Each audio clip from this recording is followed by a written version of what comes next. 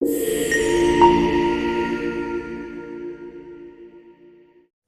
Guys, welcome back to my channel Sandhya Marri vlogs. Firstly మీ అందరికైతే wish you happy new year. మీ అందరికీ చాలా హ్యాపీనెస్ వెల్త్ ఇవ్వాలని కోరుకుంటున్నా. ఆల్రెడీ థంబ్నెయిల్ చూసేసారు కదా, ఈ పాటికే మీకు అర్థమై ఉంటుంది ఈ వీడియో దేని గురించో. ఎస్, ఈ వీడియోలో అయితే నా లైఫ్లో ఈ ఇయర్ 2024లో జరిగిన బ్యాడ్ సిచ్యువేషన్స్, ఎక్స్పీరియన్సెస్, ఇంకా 2025లో నేను ఎలాంటి రిజల్యూషన్స్ తీసుకుంటున్నానో అయితే మీతో షేర్ చేసుకోవాలనుకుంటున్నా. ఇంకెందుకు later, let's get started in to the video. First అయితే ఈ ఇయర్లో జరిగిన బ్యాడ్ సిచ్యువేషన్స్ నుంచి అయితే స్టార్ట్ చేద్దాం. ఈ ఇయర్ 2024లో అయితే మా మామయ్య చనిపోయినారు. మా మామయ్య అంటే మా హస్బెండ్ వాళ్ళ ఫాదర్. యాక్చువల్గా మా మామయ్యకి అయితే డయాబెటీస్ ఉండే, సో దానికోసం అయితే మెడిసిన్స్ వాడుతుండే మంచిగానే. సో అప్పుడు హెల్తీగానే ఉంటుండే. సడన్గా ఈ ఇయర్ జూలైలో అయితే మా మామయ్యకి పారాలసిస్ వచ్చింది షుగర్ ఎక్కువ అవడం వల్ల. మా మామయ్య కొంచెం ఫుడ్ అయితే కంట్రోల్ చేయకపోతుండే గాయస్. అంటే ఫుడ్ ఏదైతే మనం రైస్ తినొద్దంటే ఆ రైసే తింటుండే. అలా అయినా సరే జూలైలో పారాలసిస్ అటాక్ అయింది. సో కర్ణాటక తీసుకెళ్ళి అయితే ట్రీట్మెంట్ ఇచ్చినాము. మీరు నమ్మరు, అసలు వితిన్ 1 monthలోనే మళ్ళీ నిల్చొని నడవడం అయితే స్టార్ట్ చేసినారు. ఆ మందులు అయితే చాలా బాగా వర్క్ అయ్యాయి అనమాట. చాలా మంచిగా రెస్పాండ్ అయినారు మా మామయ్య కూడా. ఇంకా హ్యాపీగా మా మామయ్య హెల్త్ కూడా మంచిగా అయిపోయినుండే. ఇంకా ఆల్ హ్యాపీ. ఇంకా మనం ఏ టెన్షన్ లేదు అనుకునే లోపే ఇట్లా సడన్గా సెప్టెంబర్లో అయితే కాల్ వచ్చింది, ఇట్లా మామయ్య చనిపోయినారని. అసలు డైజెస్ట్ అవ్వలేదన్నమాట ఆ న్యూస్ని అయితే. ఇంకా ఇంటికి వెళ్ళి ఆ కార్యక్రమాలన్నీ అయిపోయినాయి. ఇంకా మళ్ళీ మనం రిటర్న్ వచ్చేసినాం అనమాట సిటీకి. రిటర్న్ వచ్చే లోపే విత్ ఇన్ స్పాన్ ఆఫ్ 14 daysలో అయితే మా చిన్న మామయ్యకి యాక్సిడెంట్ అయింది. చిన్న మామయ్య అంటే మా మామయ్య వాళ్ళ బ్రదర్ అనమాట. ఆయన 14 daysకి యాక్సిడెంట్ అయిపోయింది. ఇంకా మా మామయ్య కూడా చనిపోయినారు. అసలు ఏం అర్థం కాని సిచ్యువేషన్స్ ఉన్నాయి. విత్ ఇన్ స్పాన్ ఆఫ్ 1 monthలోనే ఇంట్లో 2 చనిపోయినారు. ఊర్లో వాళ్ళందరూ ఏంటి ఇట్లా అయిపోయింది, ఇంత సడన్గా 2 చనిపోయినారు. 2 ఏజ్డ్ కాదు అస్సలు. మా మామయ్యకి ఒక 45 ఉంటాయి, చిన్న మామయ్యకి అయితే ఒక 42, 43 ఉంటుండొచ్చు అంతే. అసలు ఏం అర్థం కాలేదు. ఇయర్ అసలు అంత వరస్ట్ సిచ్యువేషన్స్ అయితే ఫేస్ చేసినాము. నెక్స్ట్ ఇంకొక వరస్ట్ సిచ్యువేషన్ ఏంటంటే నా యూట్యూబ్ ఛానల్ అయితే మొత్తం డౌన్ అయిపోయింది అనమాట. అస్సలు గ్రోత్ లేదు, ఏం లేదు. సెప్టెంబర్లో అసలు నాకు మానిటైజేషన్ అయ్యేది ఉండే, 4000 వాచ్ అవర్ కంప్లీట్ అయిపోతుండే. ఇంకా వాచ్ అవర్ మొత్తం బ్యాక్ అయిపోయింది. ఒక 1000 వాచ్ అవర్ అంతా బ్యాక్ వెళ్ళిపోయింది. నాకు అసలు ఏం అర్థం అవ్వలేదు. అసలు వీడియోస్ కంటిన్యూ చేయాలా వద్దా. ఇంకా యూట్యూబ్ చేయాలి అంటే కాన్సన్ట్రేషన్ ఉండవు, అసలు కాన్సన్ట్రేషనే లేదు. ఇటు మా హస్బెండ్ని చూసుకుంటూ అత్తమ్మ వాళ్ళ ఇంటికి వెళ్తూ ఏం అర్థం కాని సిచ్యువేషన్స్లో ఉండే. ఇంకొక బెస్ట్ పార్ట్ ఏంటంటే ఒక్క సబ్స్క్రైబర్ కూడా అన్ఫాలో చేయలేదు మన ఛానల్ని, అంటే అన్సబ్స్క్రైబ్ చేసుకోలేదు. దానికైతే నేను చాలా హ్యాపీ ఉండే.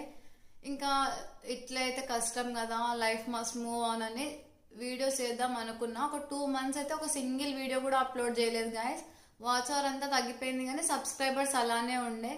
సరే ఇంకా స్టార్ట్ చేద్దాం వీడియోస్ అనే లోపు నవంబర్లో అయితే నాకు డబుల్ టైఫాయిడ్ అటాక్ అయింది. అసలు ఎంత వరస్ట్ సిచ్యువేషన్ అంటే సెప్టెంబర్లోనే ఒక ఆఫీస్లో 15 days అలా లీవ్ పెట్టేసిన మా అమ్మాయి వాళ్ళ అత్తమ్మ వాళ్ళ ఇంట్లో ఉన్నందుకు. ఇప్పుడు డబుల్ టైఫాయిడ్ అటాక్ అయింది. ఆమె హాస్పిటల్కి వెళ్తే కంప్లీట్గా రెస్ట్ తీసుకోవాలి, హాస్పిటల్ అడ్మిట్ అవ్వాలి అని చెప్పింది. అసలు ఏం అర్థం అవ్వలే. నాకు అప్పటికి వార్నింగ్ వచ్చేసింది ఆఫీస్లో, ఇంకా లీవ్స్ పెట్టొద్దు అని. నాకు ఏం చేయాలో అర్థం కాలే. ఇంకా డాక్టర్కి అయితే ఎట్లానో అట్లా కన్విన్స్ చేసేసి నేను మార్నింగ్ ఈవినింగ్ వస్తా, సెలైన్స్ పెట్టించుకుంటా, నాకు ఇట్లా ఆఫీస్లో లీవ్స్ ఇవ్వరు అనే ప్రాబ్లం అంతా సిచ్యువేషన్ అంతా ఎక్స్ప్లెయిన్ చేసేసరికి ఆమె ఓకే అని చెప్పింది.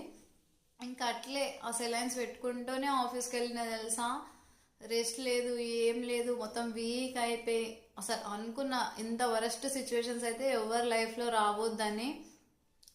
ఇంకా ఈ ఇయర్ గుడ్ మెమొరీస్ అంటూ ఏం లేవు గాయస్. ఎక్కువ మెమొరీస్ లేవు, అసలు గుడ్ మెమొరీసే లేవు. ఈ ఇయర్ ఇట్లా వచ్చి ఇట్లా అయిపోయింది మొత్తం బ్యాడ్ సిచ్యువేషన్స్ తోటే. ఒక్క గుడ్ మెమొరీ ఏంటి అంటే ఫస్ట్ ఈ ఇయర్లో అయితే మంచి హైక్ వచ్చింది నాకు ఆఫీస్లో. దానికైతే చాలా హ్యాపీ ఉండే. మార్చ్లో అయితే హైక్ వచ్చింది. ఇంకా జూన్లో బర్త్డే సెలబ్రేషన్స్ అయిపోయినాయి. ఇంకొక మంచి గుడ్ న్యూస్ ఏంటంటే యూట్యూబ్లో మంచి ఆ టైంలో అంటే సెప్టెంబర్కి ముందు అయితే మంచి గ్రోత్ ఉండే 5,000 సబ్స్క్రైబర్స్ అయిపోయినారు, 6,000 అయిపోయినారు, 7,000 అయిపోయి విత్ ఇన్ స్పాన్ ఆఫ్ 1 మంత్లోనే ఇంత ఎక్కువ మెంబర్స్ సబ్స్క్రైబ్ అయితే చేసుకున్నారు. అదే అనుకున్నా ఇట్లా మంచి సబ్స్క్రైబర్స్ వస్తున్నారు, ఇంకా మానిటైజేషన్ అయిపోతున్నది అనే టైంలోనే ఇలా అయిపోయింది. అట్లా అయిపోయింది. 2024 అయితే చాలా వరస్ట్ సిచ్యువేషన్స్ ఎక్కువ ఉన్నాయి 2024లో. హోప్ ఈ 2025 అన్న హ్యాపీనెస్ని తీసుకురావాలని కోరుకుంటున్నా. ఈ 2025లో నా రిజల్యూషన్స్ ఏంటి అంటే, ఫస్ట్ ఆఫీస్లో ఇప్పుడు హైక్ వస్తుంది కదా, ఒకవేళ మంచి హైక్ వస్తే అయితే ఇదే ఆఫీస్లో కంటిన్యూ అవ్వాలి.